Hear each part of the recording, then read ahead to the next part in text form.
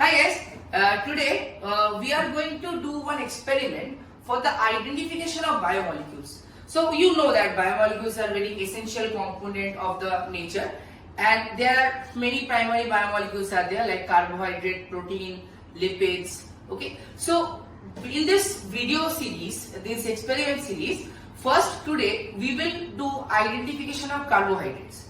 And as we know that the carbohydrate contains aldehyde groups. Okay, so if we are able to identify that aldehyde group in that carbohydrate, so we will be able to identify the carbohydrate. Okay, so we will do today one very primary simple experiment to identify the aldehyde group. Okay, let's start. Now in order to do that, what we need a copper sulfate solution, and this copper sulfate solution is made into 1% hydrochloric acid solution, and which is basically nothing but the replacement of the phenyl A, and this is a sodium hydroxide solution and alkaline solution, which is also a replacement of phenyl B, which is the alkaline Roche salt.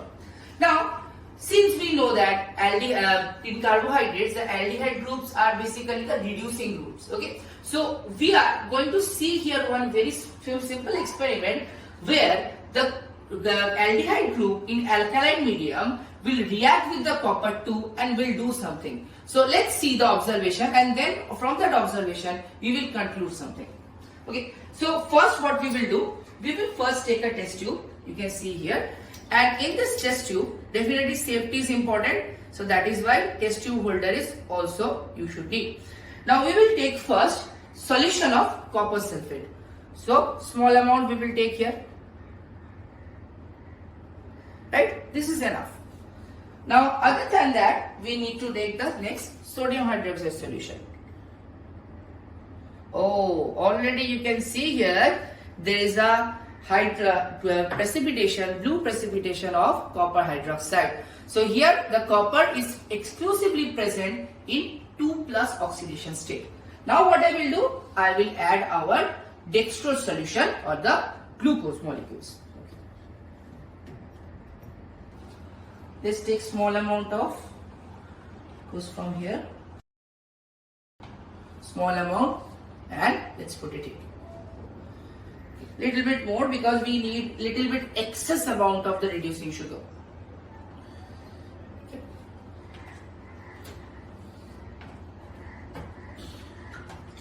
Once we are done, we will shake the solution. Now you can see the solution turned deep blue. Now see one thing here, this reaction does not happen at normal temperature. And again also we cannot heat it also, because since it's an organic compound, it will decompose. So what we will do, we will heat this solution, but where we will heat? We will heat in a water bath. So let's turn on the water bath.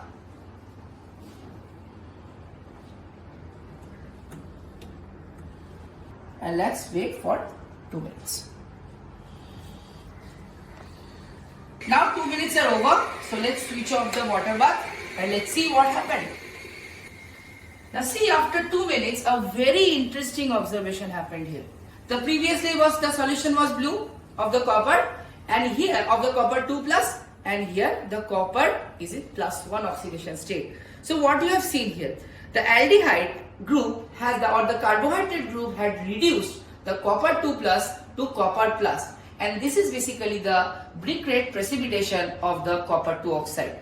So this actually identifies that in that particular sample there is an aldehyde group, and most importantly that is a carbohydrate molecule. So this is one of the method of identification of carbohydrate molecule.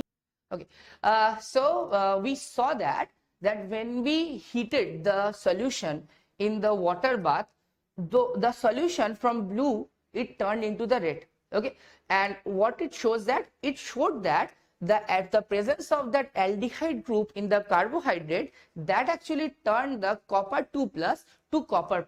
Let's see what actually happens. Now if you see that in the particular reaction,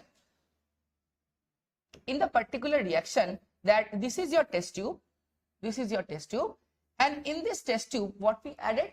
We added the copper sulfate solution in 1% hydrochloric acid. And what else we added? We added sodium hydroxide solution. Okay, this was copper sulfate solution was a replacement of the phenyling A, and sodium hydroxide was the one of the replacement of the phenyling B.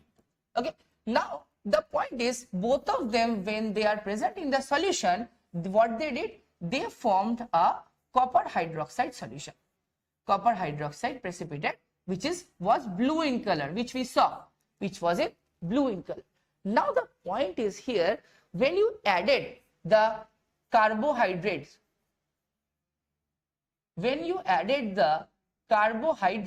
this carbohydrate contains an aldehyde group, right? This carbohydrate contains an aldehyde group. Okay, now what happens when this aldehyde group and the carbohydrate, carbohydrate group aldehyde and this copper, they react in presence of the water bath. In presence of the water bath, what actually happens here, the copper is in +2 oxidation state, right?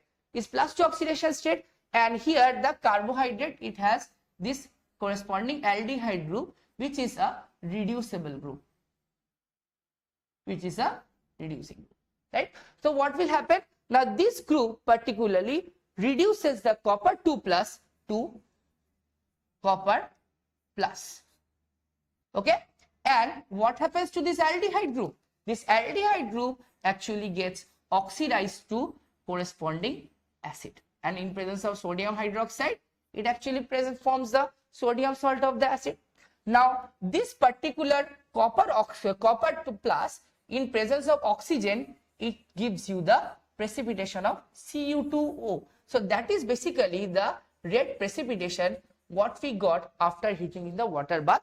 That is basically the copper 2 oxide, and the formation of the copper 2 oxide is copper oxide gives you the presence of the reducing group in the carbohydrates, and it actually one of the way to identify the presence of carbohydrates in the solution. Okay, so hope you like this experiment. We will come with the more experiments with the biomolecules, and if you like this video, please subscribe, like, share with your friends, and if you have any comments, don't hesitate to comment anything or any queries regarding these experiments or any other suggestions in the comment section. Okay, thank you everyone.